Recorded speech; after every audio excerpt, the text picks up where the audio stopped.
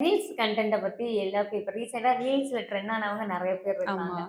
So இவ்ளோ effort போட்டிருக்கோம். ஆனா நம்மளுக்கு லைக் நம்ம ஒரு 4 பேத்துக்கு தான் நம்ம தெரியிறோம். ஆனா ரீல்ஸ் போட்டு ஃபேம் ஆனவங்க நெறைய பேர் இருக்காங்க.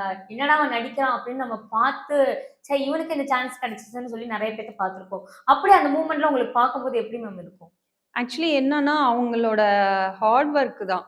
ஸோ அவங்க இவ்ளோ செலவு பண்ணி ஒரு லொகேஷன் பார்த்து, ஒரு கேமராமேன் வச்சு, அவங்க அவ்ளோ ஒரு ஃபோட்டோஸ், வீடியோஸ் எடுத்து, அவங்க அப்லோட் பண்ணி, அவங்களுக்கு வந்து அது நல்ல ரீச் கிடைச்சதுன்னா, அவங்க ஃபெமிலியர் ஆவாங்க. ரீச்சே கிடைக்கல அப்டின்னாக்கா, அது ட்ரை பண்ணிட்டே இருக்காங்க. விடாமுயற்சி. அவங்க விடாம அத ஃபாலோ பண்ணி, அவங்க பண்ணிட்டே இருக்காங்க பார்த்தீங்களா? ம். அதுக்கே பாராட்டலாம். ஏன்னா, அவங்க வர்றதுல தப்பே இல்ல. எல்லாருக்குமே ஆசைகள் இருக்கும் இல்லையா? நான் நடிக்கணும், நான் ஸ்க்ரீன்ல வரணும் அப்படின்னு சொல்ட்டு. அது வந்து நல்ல விஷயம் தானே! ஸோ அவங்கள தப்பா பேச வேணாம். அவங்க ஏதா ஒண்ணு பண்றாங்க.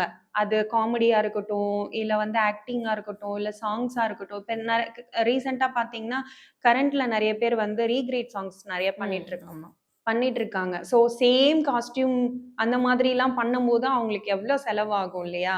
ஸோ அது ஓடும்னு நெனச்சு போடுறது கிடையாது. அது ஓடுமோ, ஓடாதோ! ஆனா அவங்க போடுறாங்க பார்த்தீங்களா? ரீச் கிடைக்குது இல்லையா? ஸோ அதான் விஷயம். அவங்களுக்கெல்லாம் சான்ஸ் கிடைச்சு பண்ணட்டும். இப்ப எவ்ளோ பேர் வளர்ந்து வந்திருக்காங்க. ஷார்ட் ஃபிலிம் பண்ணிட்டு இருக்காங்க, வெப் சீரிஸ் பண்ணிட்டு இருக்காங்க, மூவி பண்ணிட்டு இருக்காங்க. அது அவங்களோட ஹார்ட் ஒர்க்குக்கு கிடைக்கிற ஒரு வேல்யூவான ஒரு விஷயம் தான். ஓகே.